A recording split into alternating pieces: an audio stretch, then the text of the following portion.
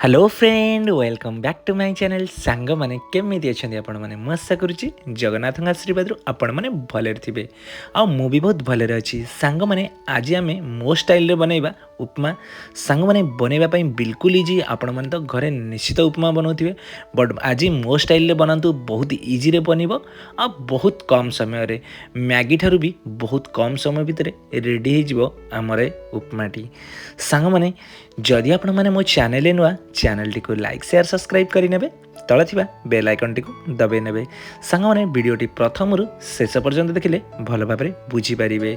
तो डेरी न करी चलंतु आमे बे वीडियोटी आरंभ करि नबा। उपमा बनाई प्रथम एठी मु गोटे कड़ाई नहीं कड़ाई एठी 2 चमच एठी तेल दे दीची तेलटी आमर भल भाव गरम हो गला परे एठी मु गोटे कप पाखापाखि सुजी दे दीची आउ एठी किछि सिमिया दे दूची पाखापाखि हाफ कप एठी सिमिया दे दूची या द्वारा बहुत बढ़िया टेस्ट आसीबो आ लुक वाइज बहुत बढ़िया लागिबो। आमे एठी बिल्कुल स्लो फ्लेम रे कोन करबा आकु टिके भल भाव भाजी नबा।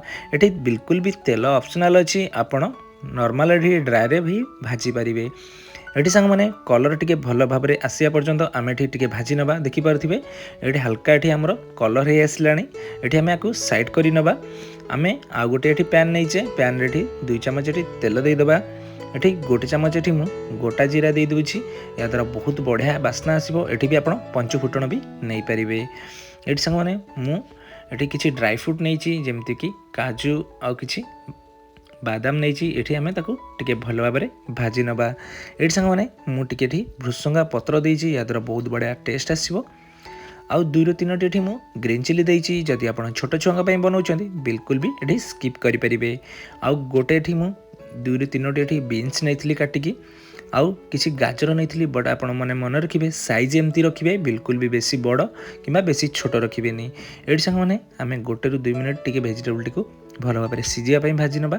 बट आपड़ ये कौन भी वेजिटेबल दे पारे जमती आलू किंबा फूलकोबी किसी भी दे पारे। ये आम स्वाद अनुजाई लुण दे देचे आउ गोटे चमच ये हलदी पाउडर दे दूची। आपन को कौन एक्सट्रा मसला दबार ना या सब देकी आम टे भल भाव भाजी नबा। तापर ये किसी ग्रीन मटर दे दूची बहुत बढ़िया लगे जहाँ भी आपंक पाखे वेजिटेबल अच्छी आपड़ी दे पारे। ये सब को देकी देखिपे वेजिटेबल टी आमर टिके हल्का एठी नरम हो आसला। आम ये कौन करवा सांग माने जो आम भाजिकी रखी थे सुजी आउ सिमियाटा ये देदबा। दे देकी आम कौन करवा ताको टिके भल भाव मिसई नबा।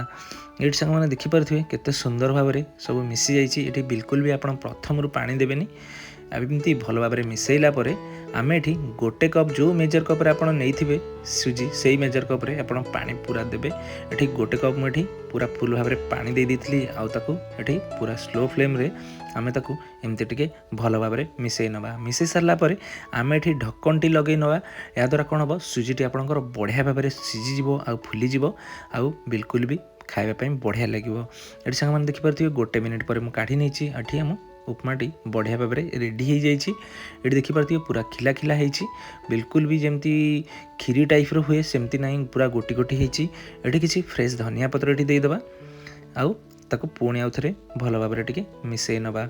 ये आमर बढ़िया भाव रेडी हो जाइए पूरा बाहर जमती मिले मार्केट रे से टाइप रो आमर उपमा रेडी हो जाइए।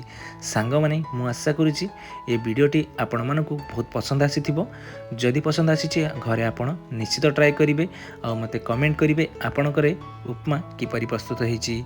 सांग माने आज पई एतिकी देखा हबो पुणी एक नुआ वीडियो रे। जय जगन्नाथ।